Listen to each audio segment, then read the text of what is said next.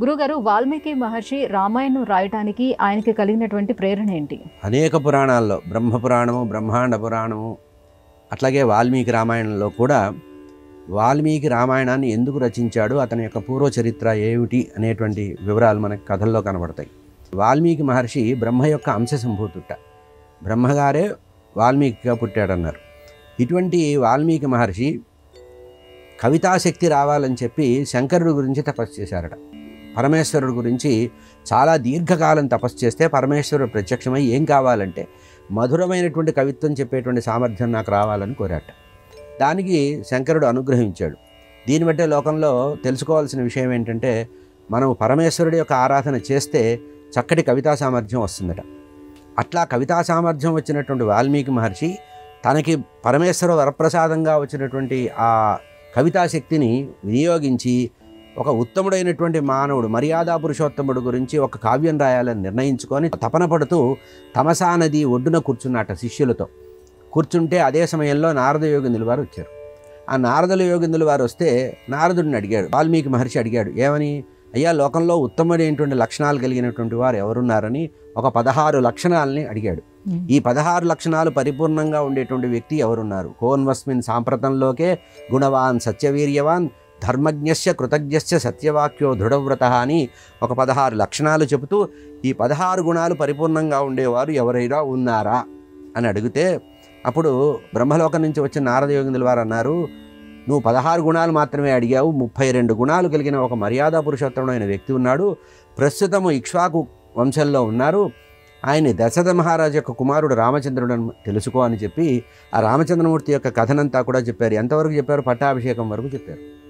ఆ పట్టాభిషేకం వరకు కథ చెప్పి, నీ మనసు పరిపక్వమైంది, నీకు కవితాశక్తి వచ్చే అవకాశం ఉంది, ఇప్పుడే నువ్వు ఒక పక్షుల మీద, బోయవాడు పక్షుల మీద బాణం వేస్తే నీ మనసులో ద్రవించి హృదయం చాలా ద్రవస్థితికి వెళ్ళిపోయి నువ్వు మానిషాద ప్రతిష్టామని అనుష్ఠప్ శ్లోకం రాశావు, నువ్వు మహాకావ్యం రాయడానికి ఈ ఇతివృత్తాన్ని వాడుకో అని చెప్పి ఆయన అంతర్ధానం అయ్యారు. ఇదే మనసులో ఆలోచిస్తున్న సందర్భంలో బ్రహ్మగారు వచ్చారు. నారదుడు ఏదైతే రామచంద్రమూర్తి యొక్క దివ్యమైనటువంటి కథని చెప్పారో ఆ కథని ఎట్లా రాయాలని తపన పడుతూ అదే మననం చేసుకున్న సమయంలో బ్రహ్మగారు అన్నారు, నారదుడు చెప్పినటువంటి కథనంతా మనసులో పెట్టుకో అంటే, ఆ కథనంతా నేను ఎట్లా కావ్యంగా రాయగలనంటే నీకు ఒక 2 వరాలు ఇస్తున్నానని చెప్పారు. ఎవరు? బ్రహ్మగారు ఇచ్చారు వరాలు. ఏమిటది? ఆ రామాయణ కథలో పాత్రలన్నీ కూడా నీ ఎదురుగా కనపడతాయి. నువ్వు ఏ పాత్ర గురించి వర్ణించి కవిత్వం రాయాలనుకుంటే ఆ పాత్ర నీ మనసు ఎదురుగా ప్రత్యక్షం అవుతుంది. అంతేకాకుండా వాళ్ళు నవ్వినా, మాట్లాడుకున్నా, మనసులో ఏమనుకున్నా, హసితం భాషితం చేయవ, నీకు అన్నీ కూడా కనపడతాయి. అంటే అప్పుడు బ్రహ్మగారి ఆదేశం.